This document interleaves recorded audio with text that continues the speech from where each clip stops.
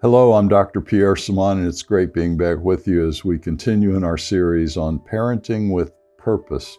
I hope you've been enjoying it. Just a reminder on my new book, Unmasking Addiction, I've been getting some feedback that it demonstrates a lot of empathy and understanding, people that are reading it. I have addicts that are reading it. I have family members reading it, friends reading it. And as they read it, they're gaining a greater understanding of addiction as a whole, not just a substance addiction, but also behavioral addiction. And so we put it all in there together and step by step kind of working it out in a way that makes it understandable to comprehend what's going on with me or what's going on with my son or daughter or friend or husband or wife. What is this addiction, and help me to understand it. And this book helps that in an empathetic and understanding way. It's a compassionate approach that helps readers feel understood and supported. The connection is vital for individuals struggling with addiction as it fosters a sense of hope and belonging. So again, not just with addiction, but family members, friends, and all that, trying to gain a better understanding of it. So I hope you get it, and I'm sure it'll be helpful. There are a lot of references in there, over 160 references. So looking up, I love to look at references when I'm reading books. A lot of times I'll get more information out of seeing the reference, looking up the reference, reading about it, and I'm gaining more depth into what's being spoken of. Well, let's get into nurturing emotional growth in children today as we discuss this interplay of secure attachments, family stability, and biblical wisdom, putting it all together. There's a dad who says to his son, why do you always come to me when you're scared? And the son says, because Mom says you're the one who should bring me up in the discipline and instruction of the Lord. Now, I'm not sure we're going to see the kids say it that way, but that's the way the joke says it. And the dad replies, how does that help? And the son says, because every time you teach me a lesson, I feel safe enough to fall asleep halfway through it. Isn't that the truth? You know, kids have a certain attention span, and us parents, we tend to want to go a little overboard in explaining or teaching or whatever. And maybe about a third of the way into it, they've already drifted off into nowhere, and it's going in one ear and out the other. So it's important to remember, don't lecture the kids. Give them brief little instructions or little helps, and it helps to do something with them as you're talking to them, and they'll hold it in a little bit longer. Well, the foundation of emotional growth, beyond cognitive or mental, whenever we use the word cognitive, it means mental thinking and the overall processes that go on in the mind.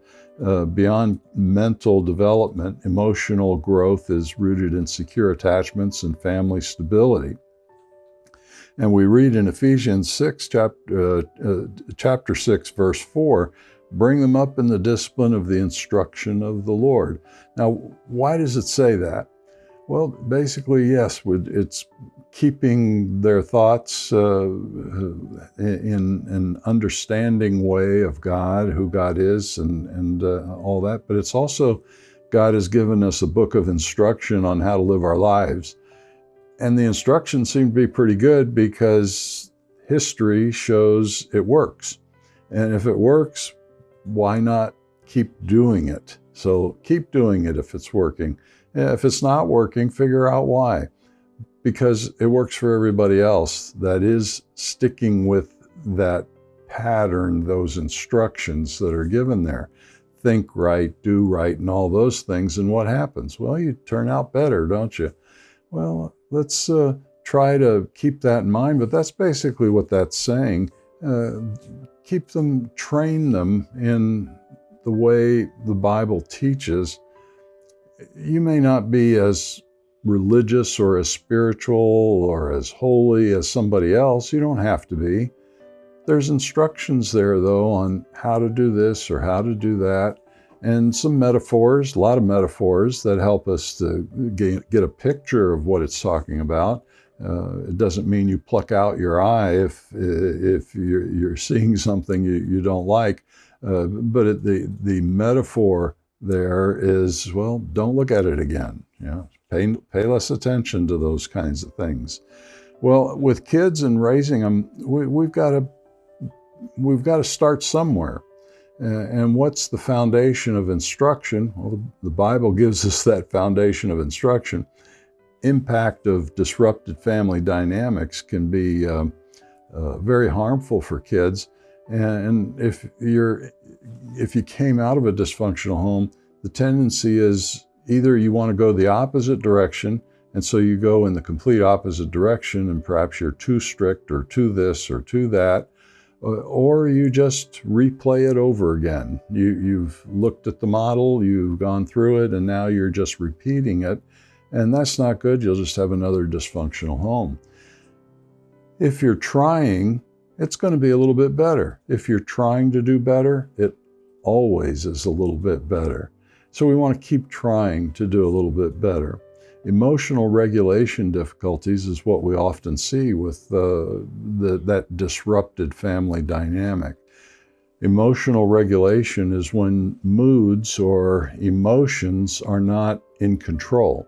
When they're not in control, the little thing there's a big reaction to, the big thing there might be no reaction to. And it goes up and down, and it's, you might say, crazy. Makes you look crazy sometimes when there's emotional dysregulation, but that's what happens in many cases. Weakened social skills occurs when there's disrupted family dynamics. Reduced sense of security. And remember those three most important needs: satisfaction, significance, and security. And all the other needs fall under that. Those are all very important. And if we can grasp that we're giving our children satisfaction, which is affection, love. If I feel loved, accepted, appreciated, I have satisfaction. If I feel an identity, that I'm forming an identity, that I have a name, and I have purpose, I have an identity, I feel content, I feel satisfied. And if I feel secure, then I feel safe. And to feel safe, I need to be in control. And if I'm in control, I'm handling responsibilities properly and so on. So there's security. And we want all three of those, but how do we get them? We have to give them first to our children. They learn them, and as they're learning, they're getting them. And hopefully you got yours from your parents, and you're passing it along to your children, and they're going to pass it along as well. The role of parenting in emotional development is very important, and there's some key factors to it. I think the most important word to remember is consistency. Consistent caregiving.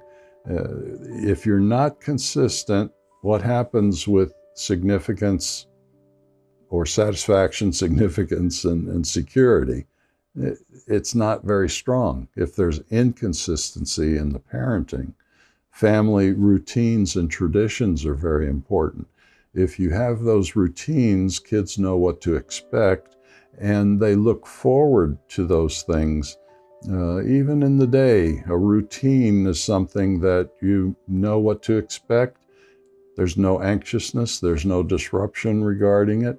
Okay, let's do it.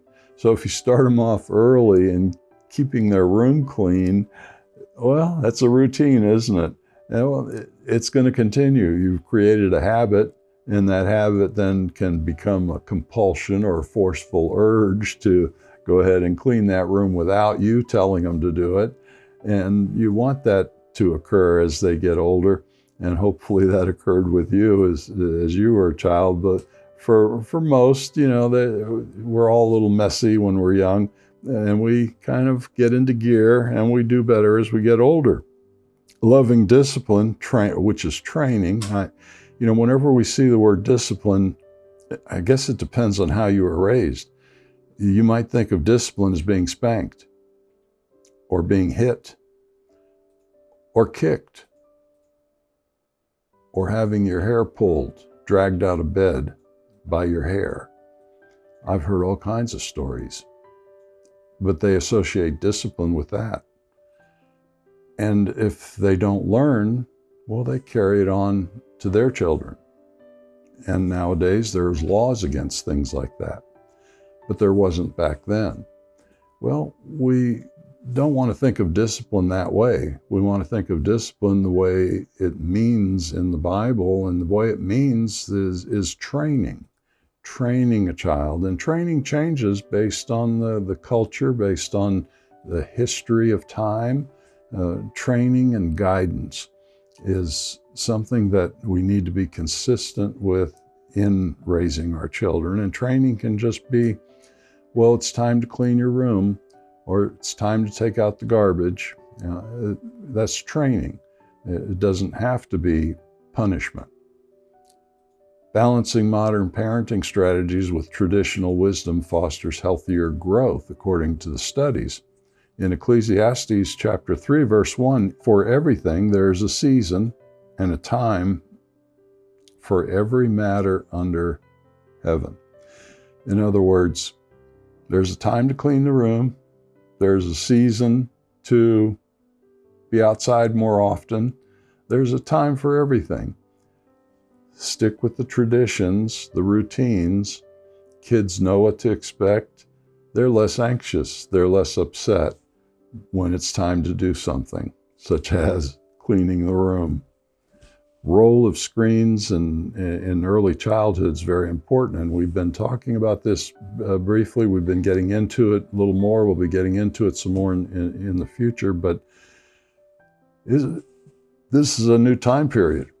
It's technology time period, and I guess one day they'll look back and they'll have a name for this time period.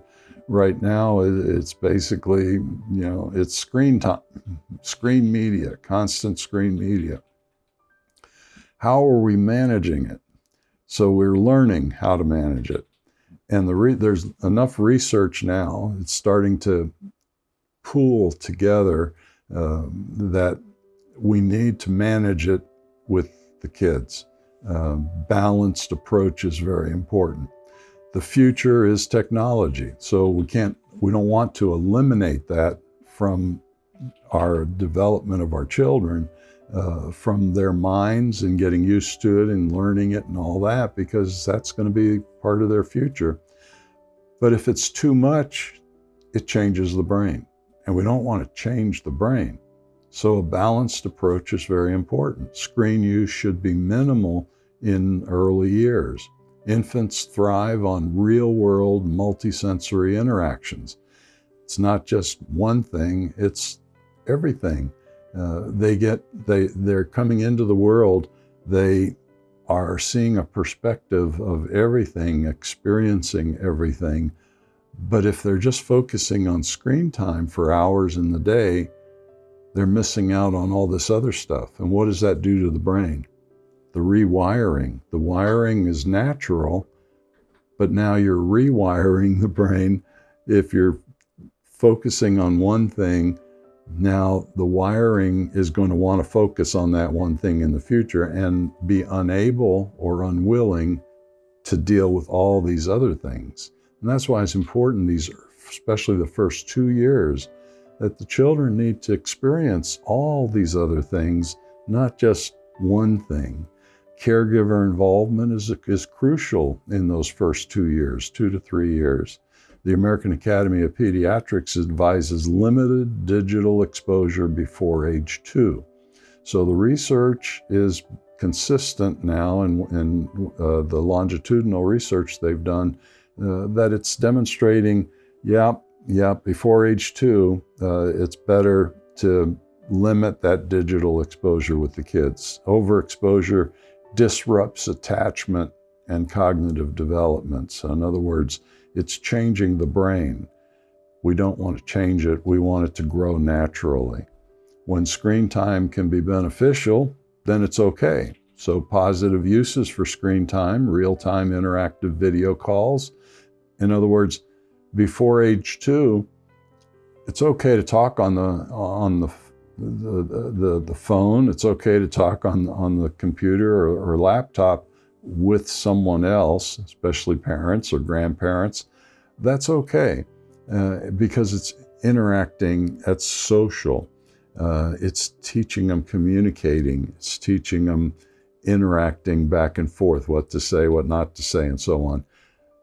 It's not limiting to just playing a game or just doing something, a single thing, without the interacting, the relationship that's involved. So educational content with parental guidance is also okay, because with the parental guidance, they're learning something or seeing something, and the parent is communicating with them about it. It's not absent. No parent there is just screen time. That's not good at that early of an age. Live interactions support language development and social bonding, according to the studies. When screen time can be beneficial, well, contrast with the passive media. Pre-recorded content offers minimal benefits. If they're just listening to you on a tape message or a pre-recorded message coming from the computer or the phone, that's limited. It's not giving them as much as they need in those moments to help those pathways to grow and to help them to learn. So it hinders language acquisition. And in those first 2 years, 3 years, it's crucial for language. If they're not interacting in language, they're going to be held back as they get older.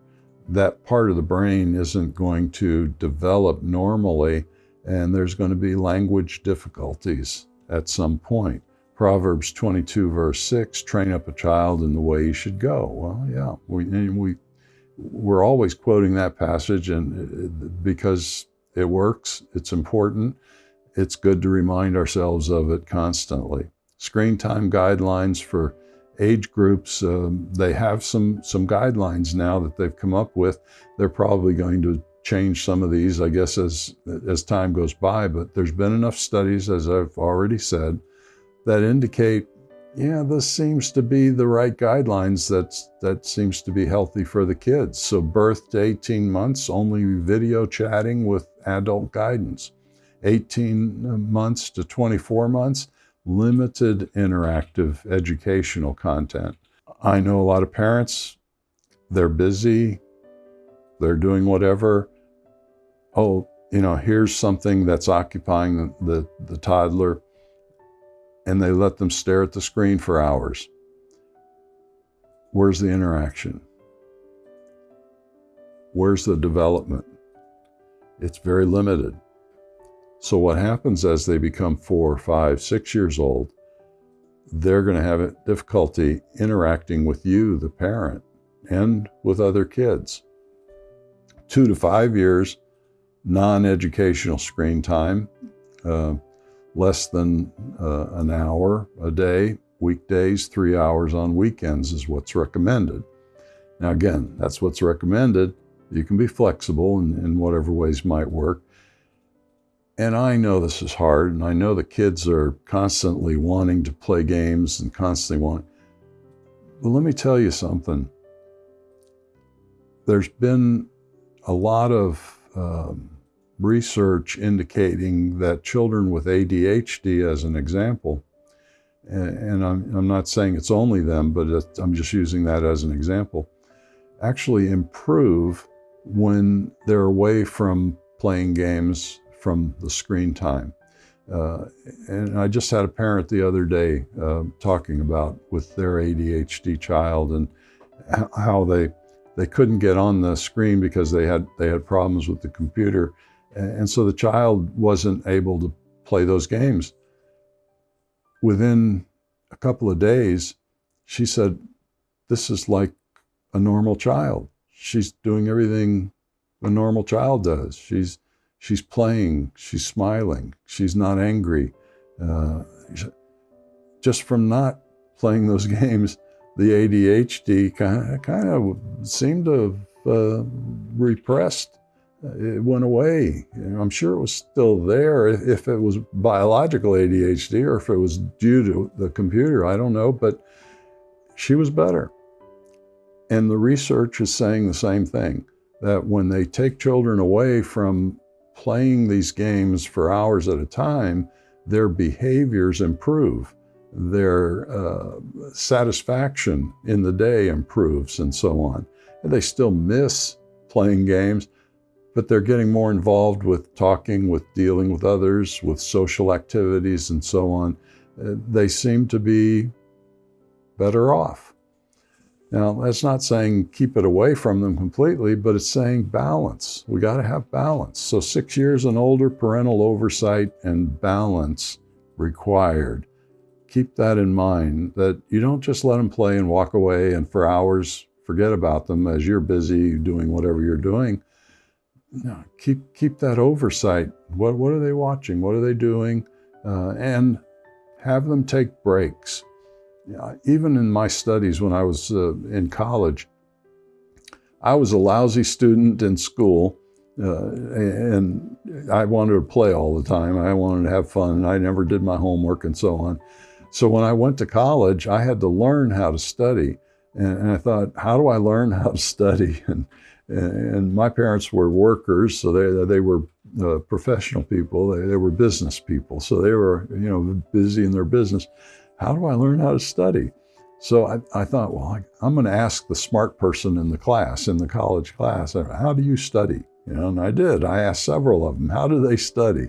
And I grasped from what they were saying how they listened in the classroom, how they wrote their notes, how they studied at home, how they prepared for exams. And I said, okay, I'm going to do that too. And so I started practicing what I was hearing from them. And as I did that, I got better and better in college. And finally, I started getting A's and B's. And I was thinking, gosh, I didn't know I could have done this all along, and just applying myself. Well, that sometimes we need that little extra help. We need that guidance. And that's what parents are supposed to do, guide the children in helping them to learn those things. So screen time guidelines by age, no screens during meals. According to the research, that creates a lot of problems. If you do away with it, meals are much more enjoyable. I know of some parents, the screens are shut off when they're eating their meals. Some of them won't let the phones be even in possession of the kids while they're eating their meals. Others may do it in a different way. But basically, focus on what you're doing at the moment together, because that's improving communication, it's improving bonding, it's maintaining a cohesiveness without the disruption of that phone, of those games, of the texts that are constantly coming. Limit screens before bedtime 30 to 60 minutes before sleep, not just when they go to bed, 30 to 60 minutes before. Because what happens is it's like turning off an electrical outlet that may have a little bit of a juice still in the plug.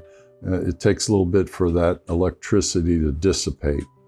Well, same way with the brain. It takes a little bit for it to relax, a little bit for all that information to kind of get absorbed and settle. And that's why it says take some time beforehand. It's no different than taking a pill. You take a pill, it takes about 20 minutes to get absorbed in the system. Well, the stimulation that's occurring, it's going to take 30 to 60 minutes to be calmed down in the mind. Use parental controls whenever possible. So learn about parental controls with computers. How do you control what the kids are watching or what they're doing? There are some helps with that. And as the kids get smarter, they know how to get around those parental controls, but at least early on, you have some sense of control over that. Managing screens with intentionality is important, and guiding principles for parents or screens should complement, not replace, human interaction. So whenever you think that that child is replacing human interaction with games and whatever else, right away you should think something's wrong here, and intervene in some way. I think I was saying earlier, and I didn't finish on my studies, I would learn to take breaks. So when I was doing homework or studying for an exam, maybe 30 minutes, 40 minutes, to take a break, 10-minute break, 5-minute break, then get back to it. Well, screen time, it's the same way. If they're playing a game and whatever, try to teach them, encourage them to take a break, step away from it for a little bit, settling the mind down before they get back into it. Set firm but reasonable boundaries on media consumption. So in other words, yeah, they can play, but okay, you can play between 5 and 6, and then it's dinner time, or you can play within this time frame. So set boundaries to it. By doing that, they're training their brain to know there are boundaries there and to make the most of their time that they're able to enjoy. Ephesians chapter 5, verses 15 to 17 tells us, make choices that are healthy and wise, understand God's methods, and cooperate intelligently with Him. What are His methods? What's He teaching us in the Bible? Do the right things, be good, be moral, be ethical, and all these other things. Think on good thoughts. Carry out the good thoughts. See things that are good. Don't look on things that are not good. Why is all that? Why does it tell us that? Well, because He created us, so He knows our brains. If you do the opposite's going to happen.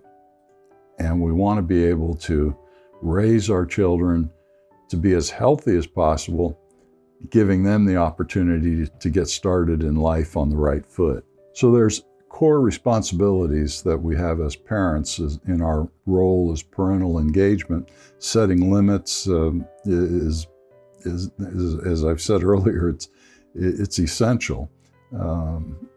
When I was a kid, if I didn't have limits set, I would just keep doing whatever I wanted to do. I would just keep wanting to play, have fun. Well, that's normal, and we should let our children have fun. That's part of developing. It's part of learning and experiencing and growing. But again, if we just let them keep having fun, how are they going to grow and learn and mature? How are they going to manage, have self-control? So we have to set limits. And in setting limits to the media time, the screen time is a start. Encouraging unstructured play and creativity, providing a secure and emotional supportive environment. All of those things are important. Actionable steps that we can take. Well, be present. I think just be present. Be there with your kids. Yeah, maybe you're reading and they're playing in front of you. Well, you're present. Engage with them periodically. Don't just read all the time. Engage with them in some way. Interact with them. Occupy your time with them because you're teaching them communication, you're teaching them interaction, you're teaching them relationship. If you're over here doing something separate and they're over there doing something separate by themselves, what are they learning? And yes, you might be enjoying yourself reading or watching or playing a game or whatever it might be, or cooking even, but there's no interaction. Well, get them over there to help you to cook. Get them over there to do a little something as you're doing your thing. That's interaction. That's engaging with the child. So prioritize relational face-to-face engagement. Ensure experiential learning opportunities beyond digital media. Anything and everything you can do beyond the digital media, encourage that. Go beyond that. Wise stewardship of time and resources benefits children's development. And look at the story of Joseph in Egypt in Genesis chapters 41 to 47.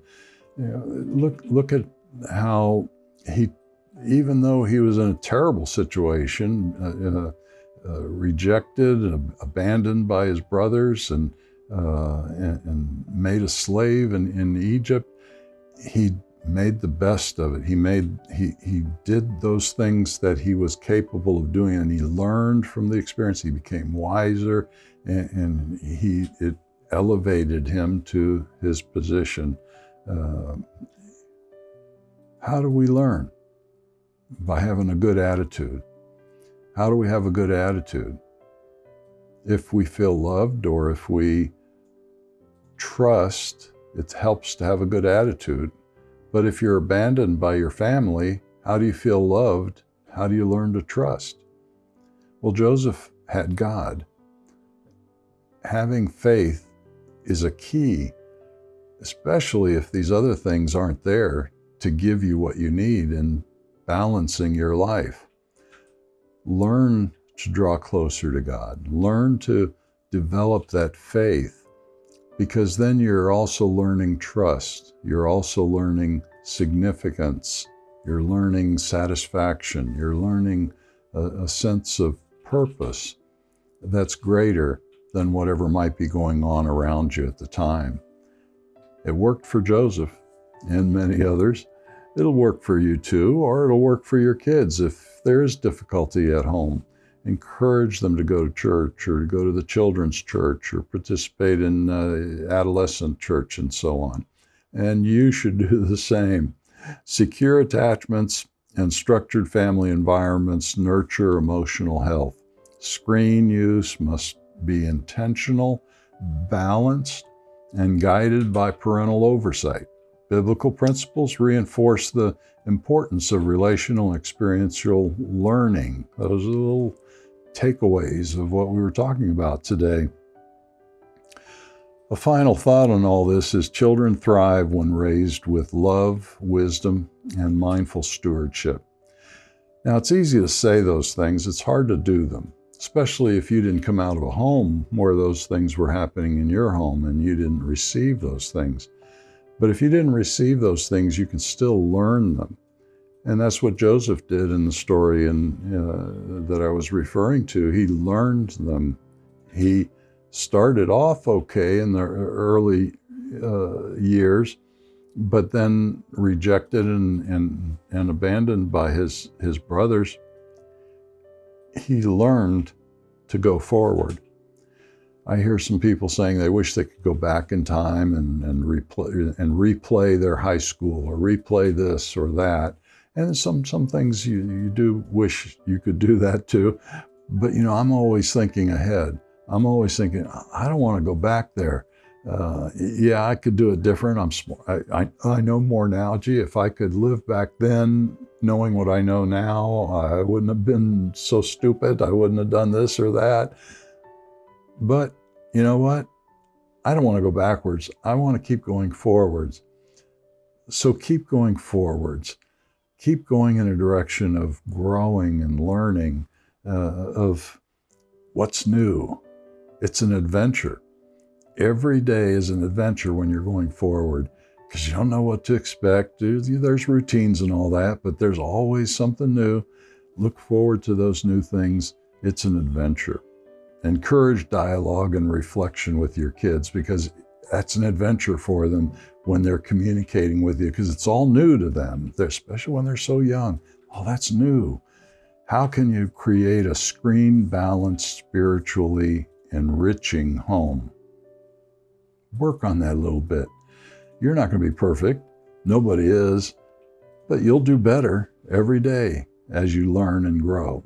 Well, next time, Cognitive Development Screen Media Part 5, we're going to talk about fostering healthy social and cognitive development in childhood and adolescence, a balanced approach once again. I hope you'll join us. Please give us a like and subscribe if you got something out of this today. That keeps me encouraged. And if you have questions, email me, text me. I'm in the computer. Just look it up. I don't mind answering questions on the phone or email. That's okay. We learn every day something new. And every time we learn something new, we feel a little smarter, we feel a little better, a little more satisfied, and then it makes us want to learn more the next day. May your troubles be minor, blessings more, and happiness come through your door. God bless.